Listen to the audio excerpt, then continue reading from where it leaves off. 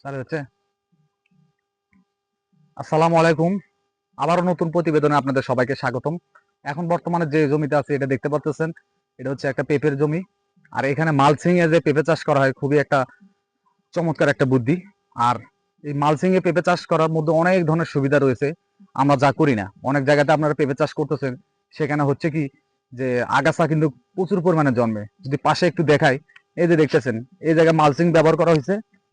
এই যে মালচিং এর যে পলিটা রয়েছে এখানে কিন্তু কোনো ধরনের কোনো আগাছা কোনো কিছুই নেই। আর এই যে ফাঁকা অংশ যেটা রয়েছে এখানে কিন্তু মালচিং না ব্যবহার করার কারণে শুধু কিন্তু এখানে কিন্তু আগাছা জমে গেছে। আর মালচিং এর ব্যবহারের কারণে অনেক ধরনের সুবিধা। এই যে তার সঙ্গে সাথী ফসল হিসেবে এখানে কিন্তু আদা চাষ করা হয়েছে, দুই পাশে ডাবল লাইনে মালচিং মালচিং এ আদা চাষ। আপনারা যারা নতুন উদ্যোক্তা যারা আছেন, যারা চাষ করতে চাচ্ছেন, তাদের উদ্দেশ্যে বলবো আপনারা কিন্তু এভাবে মালচিং এ চাষ করতে পারেন। এই যে দেখতেছেন যে পেঁপের সাইজ গুলা, এটা কিন্তু শাহী জাতের একটা খুবই চমৎকার। এটা সবজির জন্য খুবই, এটা কিন্তু বিক্রি করা হয় মার্কেটে, খুবই চাহিদা পেঁপের। আর অনেকটাই লাভজনক একটা চাষ। আপনারা চাইলে কিন্তু এভাবে কিন্তু মালচিং এর মধ্যে পেঁপে চাষ করতে পারেন। আর মালচিং এর পেঁপে চাষ করার মধ্যে আপনার অনেকটাই কিন্তু খরচ বাঁচতেছে।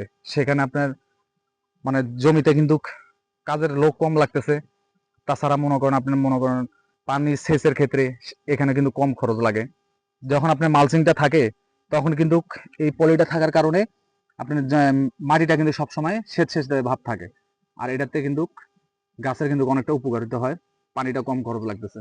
আপনারা যারা পেঁপে চাষ করবেন অবশ্যই এই পদ্ধতিতে চাষ করে দেখেন, ইনশাল্লাহ অনেকটাই লাভজনক হতে পারবেন। ভালো থাকবেন, সুস্থ থাকবেন। আবারও দেখা হচ্ছে নতুন এক প্রতিবেদনে।